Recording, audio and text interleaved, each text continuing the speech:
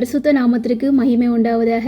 எல்லாரும் கர்த்தருக்குள்ளே சந்தோஷமாக இருப்பீங்க அப்படின்னு நான் கர்த்தருக்குள்ளே விசுவாசிக்கிறேன். நானும் கர்த்தருக்குள்ளே ரொம்ப சந்தோஷமாக இருக்கிறேன். இன்றைக்கி நம்ம தியானிக்க போகிற வார்த்தை ஒரு சம்பவத்தை குறித்து தான் நம்ம தியானிக்க போகிறோம். எல்லாருக்குமே தெரியும், இந்த வசனங்களை நான் தியானிச்சிட்டே இருக்கும்போது ஆண்டவர் என் கூட பர்சனலாக பேசின காரியத்தை தான் நான் உங்களுக்கு ஷேர் பண்ணுறேன். எல்லாருக்குமே இந்த சம்பவம் எல்லாருக்குமே நன்றாக தெரிந்த சம்பவம் தான். நம்ம சின்ன பிள்ளையில் இந்த சம்பவத்தை நம்முடைய பேரண்ட்ஸாக இருக்கட்டும், இன்னும் நம்ம நீங்கள் சின்ன பிள்ளையில் ஆவிக்குரிய வழியில் நீங்கள் நடத்தப்பட்டீங்க அப்படின்னா அவங்கெல்லாம் நமக்கு சொல்லி தந்த வசனங்கள் தான், சம்பவங்கள் தான். மத்தேயு 14ஆம் அதிகாரம் 24 32 வரை உள்ள வசனங்களை அந்த வசனத்தில் அந்த சம்பவம் சொல்லப்பட்டிருக்குது. என்ன சம்பவம் அப்படின்னா, ஒரு கடலில் சீஷர்கள் படகுல போயிட்டே இருப்பாங்க. அப்போ நடு இரவின் 4ஆம் ஜாமத்தில் அப்படி போயிட்டே இருக்கும்போது என்ன ஆயிரும், திடீர்னு எதிர்காற்று அந்த சீஷர்கள் இருந்த படகுக்கு நேராக என்ன வந்துடும், எதிர்காற்று அடிக்க ஆரம்பிச்சிடும். எதிர்காற்று அடிக்க ஆரம்பித்தோன்னே இவங்க என்ன பண்ணுவாங்க, சத்தமிடுவாங்க, அலறுவாங்க. அலறின உடனே யார் வருவா அப்படின்னா, அந்த கடலுக்கு மேலே ஆண்டவராகிய இயேசு கிறிஸ்து என்ன பண்ணுவார், நடந்து வருவார். அதை பார்த்த உடனே இன்னும் கூட கொஞ்சம் பயந்து, என்னடா திடீர்னு ஒரு ஆள் கடலுக்கு மேலே நடந்து வர்றாரு அப்படின்னு சொல்லிக்கிட்டு பயப்படுவாங்க. அந்த படகுல யார் இருப்பா, பேதுரு இருப்பார். பேதுரு ஆண்டவரை பார்த்தோன்னே, இயேசுவை பார்த்தோன்னே அவனுக்கு ஒரு சந்தோஷத்தில், ஆண்டவரே நீங்கள் அந்த கடலில் நடந்து வரீங்க, அப்போ நானும் வாரேன் ஆண்டவரே, எனக்கு ஹெல்ப் பண்ணுங்க அப்படின்னு சொன்ன உடனே ஆண்டவர் என்ன சொல்லுவார், வா பேதுரு அப்படின்னு சொல்லுவார். சொன்ன உடனே இவனும் என்ன பண்ணுவான், நடக்க ஆரம்பிப்பான். நடக்க ஆரம்பித்த உடனே கொஞ்சம் தூரம் போன உடனே அங்கே எதிர்காற்று அடிக்குது. ஒரு பக்கம் எதிர்காற்று, இன்னொரு பக்கம் அலைகள். இதெல்லாம் பார்த்து சூழ்நிலைகள்லாம் வேறு மாதிரி பார்த்த உடனே என்ன பண்ணிடுவான், பயந்து அலற ஆரம்பிச்சிருவான். பயந்த உடனே அவன் என்ன பண்ணுவான், மூழ்க ஆரம்பித்த உடனே, ஆண்டவரே என்னை காப்பாற்றுங்க, பார்த்துட்டு சும்மா இருக்கிறீங்களா, ஆண்டவரே என்னை ரட்சிங்கன்னு சொல்லுவான். உடனே ஆண்டவர் என்ன பண்ணுவார், அற்ப விசுவாசியே ஏன் சந்தேகப்பட்ட, நான் தான் இருக்கிறேன்ல, நீ என்ன பார்த்தானே அப்படின்னு சொல்லிக்கிட்டு ஆண்டவர் பேதுருவை பார்த்து சொல்லுவார். பேதுருவை பார்த்து சொல்லி ஆண்டவர் பேதுருவை பார்த்து அடுத்து கை தூக்கி விடுவார். 2 பேரும் சேர்ந்து எங்கே போவாங்க, படகுக்குள்ளே மறுபடியும் போவாங்க. அப்படிதானே இந்த சம்பவம் நமக்கு நன்றாகவே தெரியும். இந்த சம்பவத்தை நம்ம தியானித்தோம் அப்படின்னா இதில் ஒரு காரியம் சொல்லப்பட்டிருக்கு பாருங்க. என்ன அப்படின்னா, பேதுரு படகுல இருக்கிறாரு. எல்லா மனுஷங்க கூட, எல்லா சீஷர்கள் கூடயும் தான் அவர் என்ன பண்ணுறாரு, பிரயாணப்படுறாரு. அந்த படகுல அவர் என்ன பண்ணுறாரு, கடலில் பிரயாணப்படுறாரு. ரொம்ப சந்தோஷமாக தான் பிரயாணப்படும் போது என்ன ஆயிடுச்சு, திடீர்னு என்ன வருது, எதிர்காற்று எதை குறிக்குது, பிரச்சனைகளை குறிக்குது. அப்படி தானே, சாதாரணமான காற்று கிடையாது, அங்கே சும்மா நார்மலாக போடுறது. அது குறிப்பிட்டு சொல்லப்பட்டிருக்கு எதிர்காற்று. அவங்கள நோக்கி என்ன வருது, எதிர்காற்று வருது. பிரச்சனைகள் அவங்கள நோக்கி வருது. அப்போ வரும்போது அவங்க என்ன பண்ணுறாங்க, பயந்துடுறாங்க. பயந்த உடனே ஆண்டவரே அப்படின்னு சொல்லி பயந்த உடனே என்ன ஆயிடுது, ஆண்டவர் நோக்கி விட்டோம். ஆண்டவர் வராரு. அப்போ கூட கொஞ்சம் பேதுரு இயேசுவை பார்த்தோன்னா, ஆண்டவரே நானும் வாரேன் ஆண்டவரே, நீங்கள் கடலில் நடக்கிறீங்கல்ல, நானும் வாரேன் ஆண்டவரே அப்படின்னு சொல்கிறாரு. அப்போ ஆண்டவர் சொல்கிறாரு, நம்ம ஏற்கனவே சொன்னபடி சொல்கிறாரு, வா அப்படின்னு சொல்கிறாரு. இப்போ பேதுரு ஆண்டவரை பார்த்து தான் என்ன பண்ணுறாரு, கடலுக்கு மேலே நடக்க ஆரம்பிக்கிறாரு. இப்போ அந்த சீஷர்களை விட்டு அவர் வெளியே கடலுக்கு மேலே நடக்க ஆரம்பிக்கிறாரு. இப்போ பேதுருக்கு இன்னொரு ப்ராப்ளம், எதிர்காற்று ப்ளஸ் இந்த கடலோட அந்த அலைகள். அந்த கடலுக்கு மேலே நடக்கிறது சாதாரணமான காரியம்லாம் கிடையாது. கடலுக்கு மேலே நடந்தாச்சு அப்படின்னா அது என்ன சொல்லுதுக்கு, ஒரு கடல் ஸ்திரமாக நிற்காது. அப்படி தானே, அந்த குளத்தில் இருக்கிற தண்ணி அது அப்படிதான் இருக்கும். ஆறில் இருக்கிற தண்ணி ஆற்றினுடைய அனுபவம் வேறு, அது பாய்ந்து செஞ்சுட்டே இருக்கும். குளம் அப்படி தேங்கி அப்படியே நிற்கும். குட்டை குளத்தில் இருக்கிற தண்ணியெலாம் அப்படியே தேங்கி நிற்கும். இப்போ கடலில் பார்த்தீங்கன்னா, கடலில் அலைகள் அங்கே எங்கேயும் போயிட்டே இருக்கும், வந்து கொண்டே இருக்கும். அப்படி தானே, அது என்ன சொல்கிறது, ஒரு கம்ஃபர்டபுளான சூழ்நிலையே கிடையாது. இப்போ பேதுருக்கு அடிஷ்னலாக ஒரு ப்ராப்ளம் வருது. ஒன்று எதிர்காற்று அவனை நோக்கி வருது, இன்னொன்று ஒரு என்ன சொல்லுது, ஒரு ஸ்திரமான ஒரு நிலையான ஒரு தன்மையில்லாத ஒரு அனுபவத்தில் வந்து அவன் இப்போ வந்து போகிறான். அங்கே ஆப்போசிட்டில் யார் இருக்கிறாரு? ஆண்டவர் இருக்கிறாரு. இயேசுவை நோக்கி தான் அவன் போகிறான். விசுவாசத்தில் வந்து காலை எடுத்து வச்சு போகிறான். அப்படி போயிட்டே இருக்கும்போது பாதி தூரம் போனோடனே அவனுக்குள்ளே வந்து என்னது, ஒரு கலக்கம். என்னடா இது ரொம்ப கஷ்டமாக இருக்குது, நம்ம நினச்ச போலேயே இல்லையே, ஆண்டவர் அங்கே இருக்கிறாரா, நம்ம ஆண்டவரை பார்த்து தானே வந்தோம், இருந்தாலும் சூழ்நிலைலாம் வந்து ரொம்ப கடினமாக இருக்குது, இந்த எதிர்காற்று வேற வந்து நம்மளை வந்து அங்கே இங்கேயும் போட்டு வாங்குது, ஒரு நேராக நடக்கலான்னு பார்த்தாச்சுன்னா நேராகவும் நடக்க முடியல, அங்கங்கேயும் ஆடுற ஒரு தன்மையாக இருக்குது, ஒரு ஸ்திரமான ஒரு தன்மையாகவே இல்லையே, என்ன பண்ணலாம் அப்படின்னு சொல்லிட்டு ஒரு ஆட்டோமேட்டிக்காகவே அவனுக்குள்ளே என்ன வந்துடுச்சு, ஒரு பயம் வந்துடுச்சு. இந்த பயம் வர ஆரம்பித்த உடனே என்ன ஆகுது, அவன் வந்து மூழ்க ஆரம்பிக்கிறான். பார்த்துக்கோங்க, பாருங்க, இதே போலதான் நம்முடைய வாழ்க்கையிலையும் பார்த்து பாருங்க.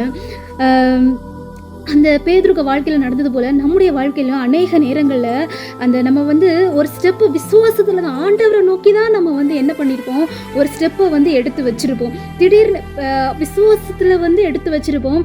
சூழ்நிலைகள்லாம் வந்து மாறின உடனே அந்த எதிர்காற்று போன்ற ஒரு பிரச்சனைகள், ஸ்திரமான ஒரு நிலையில்லாத ஒரு தன்மைகள், இப்படிப்பட்ட காரியங்கள்லாம் வந்து நம்மளை வந்து ஆட்டி படைக்கும் போது நம்ம என்ன பண்ணுறோம், அநேக நேரத்தில் பயந்து ஆண்டவர் இருக்காரு, ஆண்டவரை நோக்கி தான் நம்ம வந்து வந்தோம், அந்த எண்ணத்தெல்லாம் மறந்து என்ன பண்ணிடுறோம், அநேக நேரங்கள் அப்படியே மூழ்கி போகிறோம். அப்படிதானே, அப்படியே சோர்ந்து போய் அப்படியே அமிழ்ந்து போய் அந்த கடலுக்குள்ளேயே அமிழ்ந்து போகிற ஒரு தண்ணீருக்குள்ளேயே அமிழ்ந்து போகிற ஒரு நிலைமைக்குள்ளே வந்து ஆளாகிடுறோம். அப்படிதானே, கொஞ்சம் யோசிச்சு பாருங்க, நம்மளும் அப்படி இருக்கிறோம். அப்படிதானே, ஆனால் நம்ம யாரை பார்த்து வந்து காலை எடுத்து வச்சோம், நம்ம வந்து யாரை பார்த்து வந்து நம்ம வந்து ஒரு காரியத்தில் இல்லாட்டா வந்து என்ன சொல்ல, ஒரு ஸ்டடியாக இருக்கலாம், இல்லாட்டா எதுவாக இருக்கட்டும், நம்ம வந்து யாரை பார்த்து கால் எடுத்து வச்சோம், நம்முடைய ஒரு ஆவிக்குரிய வாழ்க்கையாக இருக்கட்டும், யாரை பார்த்து நம்ம கால் எடுத்து வச்சோம், ஆண்டவரை பார்த்து தானே கால் எடுத்து வச்சோம், ஆண்டவரை பார்த்து தானே ஸ்டெப் எடுத்து வச்சோம். ஆனால் இப்போ நம்ம எப்படி இருக்கிறோம், நம்முடைய நோக்கம், நம்முடைய இலக்கு வந்து ஆண்டவராக இருக்காரா, இல்லாட்டா நம்ம சூழ்நிலைகள்லாம் வந்து வேறு மாதிரி இருக்கிறத பார்த்துக்கிட்டு நம்ம வந்து அதை பார்த்துக்கிட்டு வந்து அப்படியே அமிழ்ந்து போகிறோமா? யோசிச்சு பாருங்க. நம்ம வந்து அப்படி இருக்கக்கூடாது பிரியமானவர்களே. நம்ம ஆண்டவரை பார்த்து தானே ஆண்டவரை பார்த்து தான் நம்ம ஸ்டெப் எடுத்து வச்சோம். அப்படின்னா, ஆண்டவரே நீங்கள் எனக்கு இருக்கிறீங்க, நான் சூழ்நிலையை பார்க்க மாட்டேன், சூழ்நிலை எனக்கு எப்படி வேணாலும் இருக்கட்டு, என்னை வந்து ஒருவேளை வந்து தண்ணீரில் அமிழ்த்துகிற ஒரு சூழ்நிலை போல் இருக்குது, என்னால் அங்கேயும் நகர முடியல, இங்கேயும் நகர முடியலை, இல்லாட்டா ஒரே இடத்துல என்னால் இருக்க முடியல, ஒரு ஸ்திரமான ஒரு இதில் இல்லை, எங்கே பார்த்தாலும் பிரச்சனைகள், 4 பக்கமும் வந்து என்னை வந்து நெருக்குறாங்க, என்ன பண்ணணுன்னே தெரியலையே, நான் உங்களை பார்த்து தானே வந்து விசுவாசத்தில் வந்து நான் கால் எடுத்து வச்சேன், எந்த ஒரு என்ன சொல்ல, எந்த ஒரு ஆதாயமே இல்லாமல் தானே நான் உங்களை பார்த்து விசுவாசத்தில் கால் எடுத்து வச்சேன், இப்போ இப்படி இருக்கிறேனே அப்படின்னு சொல்லிக்கிட்டு உங்களுக்குள்ளே ஒரு சந்தேகம் வருதா? வரக்கூடாது பிரியமானவர்களை. நீங்கள் ஆண்டவர்கிட்ட சொல்லுங்கள், ஆண்டவரை என்ன செய்யணும்னு எனக்கு தெரியலை, எனக்கு எப்படி போகணும்னு தெரியல, நீங்கள் விசுவாசத்தில் எடுத்து வச்சிங்கன்னா விசுவாசத்திலேயே போங்க. அந்த பாருங்கள், இந்த விசுவாசத்தை தளர செய்கிற இந்த பிரச்சனைகள்னு சொன்னேன், இந்த எதிர்காற்று பிரச்சனைகள்னு வரும். இந்த பிரச்சனைகள் யார் மூலம் வரும் அப்படின்னா, அநேக நேரங்களில் அநேக விதங்களில் வரும். சில நேரத்தில் பார்த்தீங்கன்னா வியாதிகள் வரும், வியாதிகள் மூலம் வரும். வியாதிகள் வந்துச்சு அப்படின்னா நம்மளால் அடுத்த ஸ்டெப்ஸு அதை வந்து என்ன சொல்ல, ஒரு காரியத்தில் முன்னேற முடியாமல் அப்படியே பணத்தை வந்து அதிலேயே வந்து செலவழிக்கிறது போல் இருக்கும். இதுவும் ஒரு விதமான பிரச்சனை. இன்னும் பார்த்தீங்கன்னா மனிதர்கள் மூலம் வரும். மனிதர்கள் மூலம் எப்படி வரும் அப்படின்னா, சில மனிதர்களை பார்த்தீங்க அப்படின்னா நம்ம கூட தான் இருப்பாங்க, நம்ம கூடயே தான் பிரயாணம் பண்ணுவாங்க. ஆனால் அவங்க எப்படிப்பட்ட மனிதர்களாக இருப்பாங்க அப்படின்னா, ஒரு நல்ல ஒரு குணம் உடைய, ஒரு நல்ல ஒரு எண்ணம் உடைய மனிதர்களாக இருக்க மாட்டாங்க.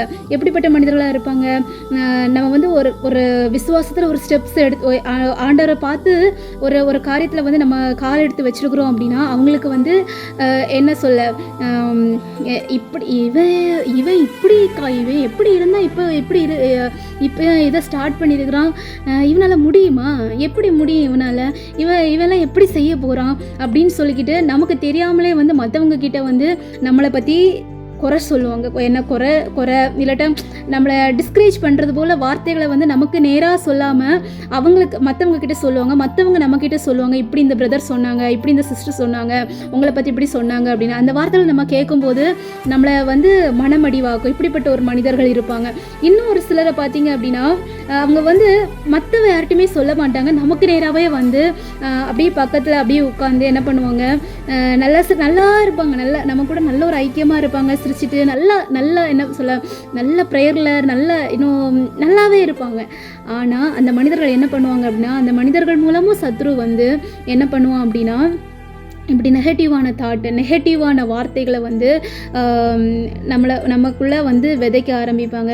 என்ன பிரதர் இப்படி பண்ணிட்டீங்க, எதுக்கு நீங்கள் இதை பண்ணீங்க, இப்போ எதுக்கு நீங்கள் இதை பண்ணீங்க, இப்படி நீங்கள் செய்யாமல் இருக்கலாமே, ஏன் இப்படியெல்லாம் செஞ்சீங்க, உங்கள்கிட்ட தான் நான் முன்னாடியே சொன்னேன்ல, எதுக்கு பிரதர் உங்கள் பிள்ளை இப்படி படிக்க வைக்கிறீங்க, இந்த ஸ்டடி வந்து படித்தா அப்படின்னா இவ வந்து சின்ன அபினமாக போயிடுவா, இல்லாட்டா வந்து இந்த படிப்பெல்லாம் படிக்க வைக்கிறது வந்து ரொம்ப கஷ்டம், அப்படிலாம் வந்து ஒரு நெகட்டிவான எப்போ பார்த்தாலும் நெகட்டிவ் அவங்களுக்கு வாயில் பார்த்தீங்கன்னா நெகட்டிவான தாட்டாக தான் வரும். அதுவும் அப்படிப்பட்ட தாட்டெல்லாம் வந்து அவங்க நல்லவங்க தான், ஆனால் அவங்க மூலம் வந்து சத்ரு வந்து இப்படிப்பட்ட தாட்டை வந்து என்ன பண்ணுவான், இப்படிப்பட்ட வார்த்தைகளை நமக்கு இருதயத்தில் வந்து விதைப்பான். ரொம்ப கேர்ஃபுல்லாக இருக்கணும். இப்படிப்பட்ட மனிதர்கள்கிட்ட வந்து என்ன பண்ணணும், ரொம்ப கேர்ஃபுல்லாக இருக்கணும். கொஞ்சம் கேப் இருக்கிறது நல்லது. இன்னும் ஒரு சில மனிதர்களை பார்த்தீங்க அப்படின்னா அவங்க பேசலாம் மாட்டாங்க, அவங்க வந்து ஏளனமாக நகைப்பாங்க, ஏளனமாக வந்து சிரிக்கிறது, ஏளனமாக பேசுகிறது, ஏளனமாக பார்க்குறது. இவங்களாலெல்லாம் எப்படி தான் பண்ண முடியும், இவங்க பிள்ளைங்களை எப்படி தான் படிக்க வைக்க போகிறாங்க, இவங்கெல்லாம் வந்து இவங்களெல்லாம் முடியாது அப்படிங்கிற ஒரு என்ன சொல்ல, ஒரு ஏளனமான ஒரு பார்வை, ஏளனமான ஒரு சிரிப்பு. இவெல்லாம் படித்து எப்படி தான் இது பண்ண போகிறா, இவளுக்கெல்லாம் இதெல்லாம் படிக்கணுமா, இவெல்லாம் எப்படி, இவளுக்கெல்லாம் எங்கே இன்க்ரிமெண்ட் கிடைக்க போகுது, இவளாக ஒரு ஆளா, இவளெல்லாம் என்ன பண்ண முடியும், இவளால் ஒன்றும் பண்ண முடியாது, ஒன்றுக்கு இவ பிரயோஜனப்பட மாட்டா, ஒரு தாளந்தும் கிடையாது, என்ன சொல்ல, ஒன்றும் அவளுக்கு கிடையாது, ஒரு கிருபையும் கிடையாது, ஒரு தாளந்தும் கிடையாது, ஒரு திறமையும் கிடையாது, இவெல்லாம் எப்படி தான் ஊழியத்தில் பிரயோஜனப்பட போகிறா அப்படிங்கிற ஒரு எண்ணெல்லாம், அப்படிங்கிற ஒரு தாட்லெல்லாம் வந்து என்ன பண்ணுவாங்க, சிரிப்பாங்க. எனக்கு இந்த ஊழியத்தில் அப்படின்னு சொன்னோன்னே ஒரு ஞாபகம் வருது. இதை யாராவது ஊழியத்தில் ஆண்டவருக்காக ஏதாவது செய்யணும், ஆண்டவருக்காக பயன்படணும் அப்படிங்கிற ஒரு வாஞ்சை இருக்குது, ஆசை இருக்குது அப்படின்னா நான் உங்களுக்கு ஒரு விஷயம் சொல்கிறேன். உங்களுக்கு இப்படிப்பட்ட ஒரு எண்ணம் இருக்கக்கூடாது. எப்படிப்பட்ட எண்ணம் அப்படின்னா, ஊழியத்தில் இந்த மனுஷங்களை நம்ம சார்ந்திருந்தோம் அப்படின்னா, இந்த மனுஷங்களை நம்ம பிடிச்சிட்டு இருந்தோம் அப்படின்னா, இவங்க கூட நம்ம ஒன்று ஐக்கியம் வச்சுருந்தோம் அப்படின்னா, இந்த மனுஷன் வந்து என்ன பண்ணுவாங்க, ஊழியத்தில் பயன்படுத்துவாங்க, ஊழியத்தில் அடுத்த ஸ்டெப்புக்கு என்னை கொண்டு போவாங்க. அந்த எண்ணம் மட்டும் தயவு செய்து ஊழியத்துக்குள்ள ஆண்டவருக்காக ஏதாவது செய்யணும் அப்படிங்கிற ஒரு பிள்ளைங்களுக்கு வந்து இந்த எண்ணம் இருக்கக்கூடாது. மனுஷங்களுக்கு மேலே மனுஷன் என்ன ஊழியத்தில் பயன்படுத்துவான் அப்படிங்கிற ஒரு எண்ணம் வந்து இருக்கக்கூடாது. ஊழியத்தில் பயன்படுறது இல்லாட்ட ஊழியத்தில் முன்னேற செய்கிறது, பிரகாசிக்க செய்கிறது யார் அப்படின்னா ஆண்டவர் தான். ஏன் அப்படின்னு சொல்கிறேன்னா, அது ஆண்டவருக்கு ஊழியம். ஆண்டவரால் மட்டும்தான் ஒரு மனுஷனை ஊழியத்தில் பயன்படுத்த முடியும். ஊழியத்தில் மட்டும் கிடையாது, எந்த விஷயத்தையும் உயர்த்துறதா இருக்கட்டும், கனப்படுத்துறதா இருக்கட்டும், மேன்மைப்படுத்துகிறதா இருக்கட்டும், அது ஆண்டவரால் மட்டும்தான் முடியும். இப்போ நீங்கள் மனுஷங்களை நம்பினீங்க அப்படின்னா, மனுஷன் ஊழியத்தில் வந்து எப்படி பயன்படுத்தும் அப்படின்னா, இவ்வளோதான் பயன்படுத்தும், அதை விட அவன் வந்து மேலே பயன்படுத்த மாட்டான். அப்படிப்பட்ட ஒரு வேளைன்னு கூட நான் சொல்ல மாட்டேன். ஒருவேளை 1% மனிதங்க அப்படி கிடையாது. ஆண்டவர் தான் உங்களை பயன்படுத்தணும். ஒரு மனுஷனை ஆண்டவர் பயன்படுத்தணும்னு நினச்சிட்டாருன்னு வச்சுக்கோங்களேன், ஆண்டவர் கண்டிப்பாக பயன்படுத்துவார். உங்களுக்கு அப்படிப்பட்ட ஒரு மன விருப்பம், ஆசைலாம் வாஞ்சை இருக்குது அப்படின்னா, நீங்கள் ஆண்டவர்கிட்ட சொல்லுங்கள், ஆண்டவரே என்னையும் நீங்கள் உமக்கு சித்தப்படி, எனக்கு விருப்பப்படி இல்லை, உங்கள் சித்தப்படி நீங்கள் என்ன எப்படி பயன்படுத்த விரும்புகிறீங்களோ அப்படி பயன்படுத்துங்க அப்படின்னு சொல்லி ஆண்டவருடைய சித்தத்துக்கு ஒப்பு கொடுத்து நீங்கள் வந்து ஆண்டவருக்கு சித்தத்துக்கு ஒப்பு கொடுத்து ஜெபிங்க. அவங்க டாபிக் மாறுது. இது வந்து நான் அந்த வார்த்தையை சொன்னதுனால நான் உங்களுக்கு சொல்கிறேன்.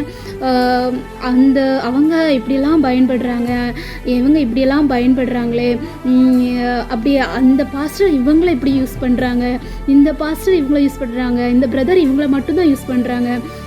மனுஷங்களை பார்க்காதீங்க. ஆண்டவரே நீங்கள் என்னை பயன்படுத்துங்க, ஆண்டவருக்கு பாதத்தில் விழுங்க, ஆண்டவர் உங்களை பயன்படுத்துவாங்க. சரியா?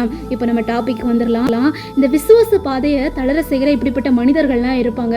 எப்படிப்பட்ட மனிதர்கள் இருப்பாங்க? அவங்க பேச மாட்டாங்க, அவங்களுடைய பார்வையே போதும். சில பேருடைய பார்வை ஏளனமான பார்வை, ஏளனமான ஒரு சிரிப்பு, இன்னும் ஒரு சிலருடைய பார்வை வந்து ஒரு ஒரு என்ன சொல்ல, ஒரு எரிச்சலான ஒரு பார்வை. இப்படிப்பட்ட எரிச்சல், இன்னும் பொறாமை, இன்னும் என்ன சொல்ல, இன்னும் பலவிதமான காரியம் இருக்குது. அப்படிப்பட்டவங்களுடைய இப்படிப்பட்ட மனிதர்கள் எல்லாம் என்ன பண்ணணும் அப்படின்னா, கொஞ்சம் கேப் கிடையாது, ஒரு கொஞ்சம் ரொம்பவே ஒரு டிஸ்டன்ஸ் வந்து மெயின்டைன் பண்ணுறது என்னது ரொம்ப நல்லது. ஹாய் பிரதர், ஹாய் சிஸ்டர், எப்படி இருக்கீங்க, நல்லா இருக்கீங்களா, அதோடு முடிச்சுக்கோங்க. ஒருவேளை நீங்கள் எப்படி இருக்கீங்க, நல்லா இருக்கீங்களான்னு கேட்கக்கூட உங்களுக்கு இஷ்டம் வேண்டாம். அப்படி நீங்கள் ஒருவேளை கேட்காட்டா வந்து ஆண்டவர் வருத்தப்படுவார் அப்படின்லாம் கிடையாது. Hi brother, praise lord brother, அதோடு முடிச்சுக்கோங்க. ரொம்ப வந்து உங்கள் கூட வந்து மறுபடியும் இப்படிப்பட்ட மனிதர்கள் உங்கள் கூட இருந்தாங்க அப்படின்னா கேப் விடுங்க. மறுபடியும் கேப் விட்டுருந்தீங்க அப்படின்னா அவங்க மறுபடியும் உங்ககிட்ட வந்து ஒட்டி கொள்றதுக்கு வந்து நீங்கள் வந்து என்ன விடாதீங்க. ஓகேங்களா? இப்படிப்பட்ட ஒருவேளை உங்களுக்கு சூழ்நிலைகள்லாம் எதிராக இருந்தாலும் நீங்கள் சூழ்நிலையை பார்க்காதீங்க. ஒரு பக்தன் இப்படியாக பாடுவான், சூழ்நிலையை பார்க்காத, சூறாவளியை பார்க்காத, உன்கிட்ட இருக்கிற இயேசுவை நீ பாரு. அப்படி நம்ம இயேசுவை பார்த்தோம் அப்படின்னா, இயேசுவை பார்த்து அப்படி நடந்து போயிட்டே இருந்தோம் அப்படின்னா எந்த ஒரு நிலைமையிலும், எந்த சூழ்நிலைகள் எப்படி இருந்தாலும் என்ன பண்ண மாட்டோம், மூழ்கி போகவே மாட்டோம். இந்த பேதுரு அந்த எதிர்காட்சை பார்க்காம, சூழ்நிலைகள்லாம் வேறு மாதிரி இருக்கிறத பார்க்காம, பேதுரு இயேசுவை மாத்திரம் நோக்கி பார்த்து அவனுடைய கண்கள் இயேசு இயேசு இயேசு இயேசு இயேசு இயேசுவே இயேசுவேன்னு அப்படியே போயிட்டே இருந்திருந்தான் அப்படின்னா கண்டிப்பாக வந்து அவனும் நடந்து ஆண்டவரை வந்து பிடிச்சிருப்போம். அதே போல் நம்மளும் சூழ்நிலைகளை பார்க்காம, சூழ்நிலைகள் எப்படி வேணாலும் இருக்கட்டும், சூழ்நிலைகள் வந்து எல்லா மனிதர்களுக்கும் ஒரே போல் இருக்குன்னு கிடையாது, வித்தியாசமாக இருக்கும். அந்த சூழ்நிலைகள் சில பேருக்கு பார்த்திங்கன்னா சூழ்நிலைகள் வேறு மாதிரி நமக்கு அமையிறதுனா எதிர்காய்ச்சலாம் ரொம்ப அடிக்கிறத பார்த்துக்கிட்டு, எப்போ பார்த்தாலும் பிரச்சனைகள்லாம் இருக்கிறத பார்த்துக்கிட்டு மனிதர்கள்லாம் வந்து நம்மளை பார்த்து சிரிப்பாங்க. என்ன இவன் எதுக்கு இப்படி பண்ணுறான் அப்படி பண்ணுறான். நம்ம கூட நல்லா இருக்கிறவங்க, நல்லா என்ன சொல்ல, ஒரு நல்ல ஒரு இதில் இருக்கிறவங்க எல்லாம் பார்த்து சிரிப்பாங்க. எல்லாத்துக்கும் சோத்திரம் போடுங்க, சோர்ந்தே போகாதீங்க. சோத்திரம் ஆண்டவரை. அந்த உங்களுக்கு கஷ்டமாக இருக்குதா, அவங்க சிரிக்கும் போது, அவங்க ஒரு மாதிரி பேசும்போது, நம்மளை ஒரு மாதிரி தள்ளும் போது, மற்றவங்களுடைய பேச்சை கேட்டு ஒரு மாதிரி நம்மளை பண்ணும்போது எல்லாம் நமக்கு வந்து என்ன சொல்ல, ஒரு மாதிரி கஷ்டமாக இருக்கும் போதெல்லாம் ஆண்டவரே அப்படின்னு வந்து ஆண்டவருக்கு பாதத்தில் விழுந்துருங்க. வேறு மனுஷன்கிட்ட சொல்லாதீங்க. ஒருவேளை நீங்கள் சொல்லியிருந்தாலும், ஆண்டவரை நான் இனிமேல் வந்து மனுஷன்கிட்ட சொல்ல மாட்டேன், நான் எந்த ஒரு சூழ்நிலையும் பார்க்க மாட்டேன் ஆண்டவரை, நீங்கள் எனக்கு போதும், நீங்கள் இந்த சூழ்நிலைகள்லாம் மாற்றுவதற்கு உங்களால் கூடும் அப்படின்னு சொல்லிக்கிட்டு ஆண்டவர்கிட்ட வந்து விழுந்துருங்க. சரிங்களா? சூழ்நிலையை பார்க்காதீங்க. சூழ்நிலைகள் எப்படி இருந்தாலும் சூழ்நிலைகளை மாற்றுவதற்கு, அந்த சூழ்நிலைகளுக்கு மத்தியிலையும், எதிர்காற்றுகளுக்கு மத்தியிலையும் அந்த கடந்து போய் நம்ம எதை நோக்கி அந்த காரியத்தில் வெற்றி செய்வதற்கு ஆண்டவரால் முடியும். உங்களுக்கு ஆண்டவர் வார்த்தைகளை தந்திருக்காரு, வாக்குத்தத்தத்தை தந்திருக்காரு அப்படின்னா அதை பிடிச்சிக்கிட்டு ஸ்ட்ராங்காக இருங்க. ஆண்டவர் உங்கள் கூட இருக்கிறாங்க. கர்த்தர் தான் உங்களை இந்த வார்த்தையின்படி உங்களை ஆசீர்வதிப்பாராக. ஆமென்.